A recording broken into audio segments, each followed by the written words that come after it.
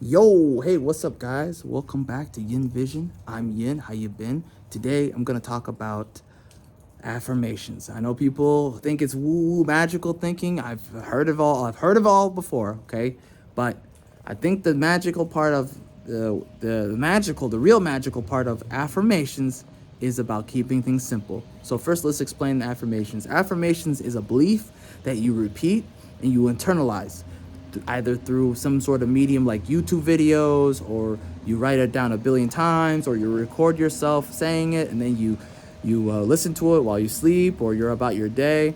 It doesn't matter. There's an endless supply of ways to use affirmations. There's a whole bunch of ways to create them.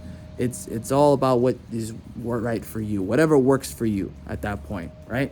Now I'm gonna tell you a secret to affirmations. I just kind of revealed it a little bit. The big one is being simple about it. Keep it simple. Don't put a bunch of them out there. Have one. Pick two at most. One is if you're really trying to make this happen, like in a short amount of time. If you keep it simple, you will actually get to your goal way sooner than you anticipated. Trust me, okay? And there's a couple other rules to the whole affirmations game, in my personal opinion. That's why this video exists. That's why this channel exists, is to help you kind of speed past some of the hiccups and get your way to your goal, right? One of the other rules I've always had about affirmations is to also make it something that is a doable thing within your abilities, current abilities, right? So I'll give you an example, something that you can do. If you're trying to lift a weight, like if you're trying to do a bench press, I don't know, you're in the gym and you bench press 300 and you want to bench press 310 by the end of the month. Well, yeah, you can do that. You just have to have that affirmation on paper, and then you actually take the action, of course. That's like the second thing you do. But you have it on paper, you write it down, or you're listening to a recording that's about that specifically, and you do it.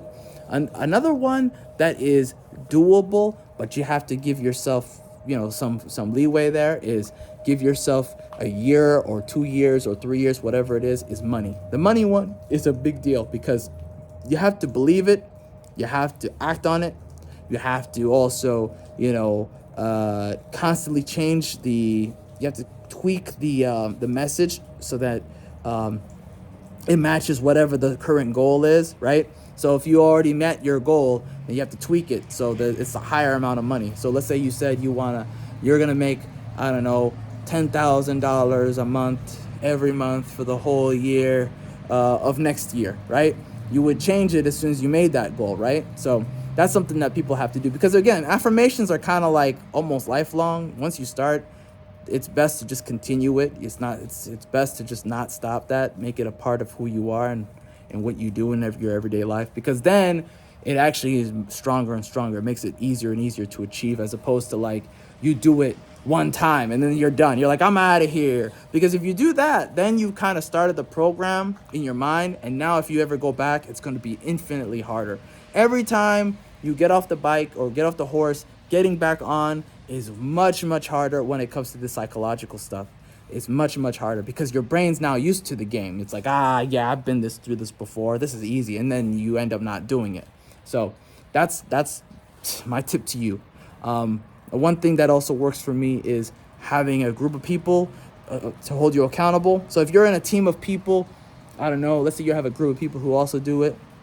You guys meet together every couple of weeks. It keeps you honest and it keeps you pushing. Yeah, I love it. The power of other people around you, it keeps you going. You're not, feeling like you can be lazy. You just keep pushing pedal to the metal, and you're not like, holding yourself back. You're just going to keep going, keep going, keep going.